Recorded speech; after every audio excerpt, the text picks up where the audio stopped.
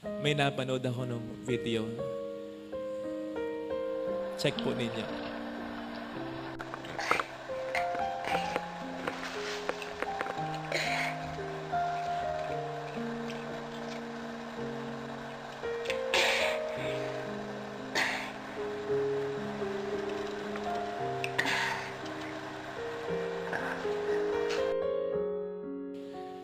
Para mas maliwanagan po kayo, ang konteksto niya na ito. Yung cute na batang yan, gustong-gusto ng mansanas.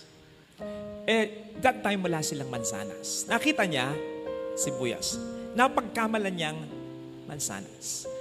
So syempre pinaliwanagan siya ng kanyang nanay. This is not an apple. This is an onion. No! It's apple! Give me the apple! Laging ganon. Yun ang konteksto niyan. So, narindi na yung nanay.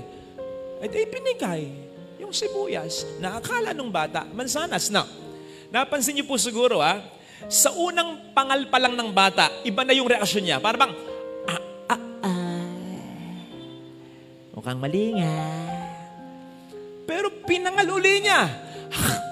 Hindi nagbago yung lasa. Parang mali talaga.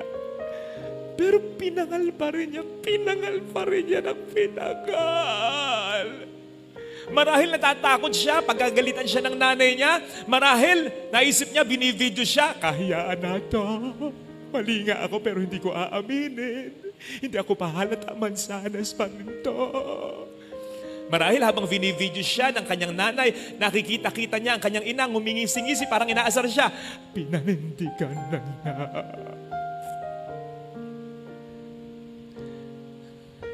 Tanong, naranasan na po ba natin ito? Father, hindi ako tanga. Alam ko ang pagkakaiba ng mansanas sa sibuyas. Hindi naman yun ang tanong ko Ang tanong ko ay ito. Naranasan niyo na po ba na akala niyo mansanas makapagpapasaya sa'yo, kaya pinagtrabahuhan mo para makuha mo, para makamit mo, para makasama mo. At kahit ano sabihin sa iyo ng ibang nagmamalasakit sa iyo, hindi tama yan, tigilan mo yan, huwag siya, pinaglaban mo ang mansanas ng buhay mo. Sapagkat yung alam mong mansanas na makapagpapasmile sa iyo, only to find out, yung pala ang makapagpapaiyak sa iyo. Naranasan nyo na? O ba't iniisip niyo boyfriend niyo? Ba't iniisip mo asawa mo? Huwag naman. Pero ang mas matinding tanong ay, nang matanso ka, nang ma-realize mong mali ka, inamin mo ba? Pinahalata mo ba? O nag-go ka pa rin kahit alam mong umiiyak ka na? Nagcho-choke ka na. Yung bibig mo namamarilong na. Ano? Mansanas pa rin. Hindi mo aminin sibuyas na. Alam po ninyo, ang tunay na pagbabago, maging ang pag-unlad, pag-improve ng buhay natin, ng relasyong mga iniingatan natin, maging ng negosyo, maging ng trabaho, madalas ang breakthrough, ang improvement, ang road to fulfillment ay nagsisimula sa mapagkumbabang statement na nagkamali ako. Mali talaga yung sinabi ko. Mali yung desisyon ko. Mali yung ginawa ko. Makapangyarihan po ang mga salitang yan. Sa isang iglap, kaya niyang baguhin ang buhay mo, maging ang mga buhay ng mga taong mahalaga sa iyo. Sa isang iglap, kaya niyang improve ang relasyon mo sa Diyos, pati relasyon mo sa mga tao na mga minamahal mo at nagmamahal sa iyo.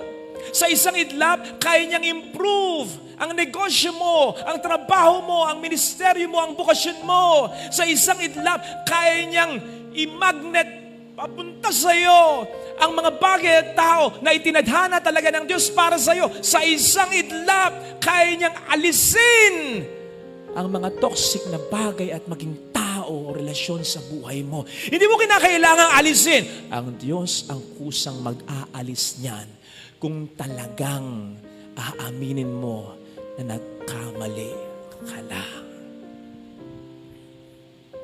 Nakapangyarihan yan. Lalong-lalo na kung we really mean yan. Unfortunately, hindi natin madalas ma-experience yung werpan yan eh. Lalong-lalo na kahit tayo malinang talaga.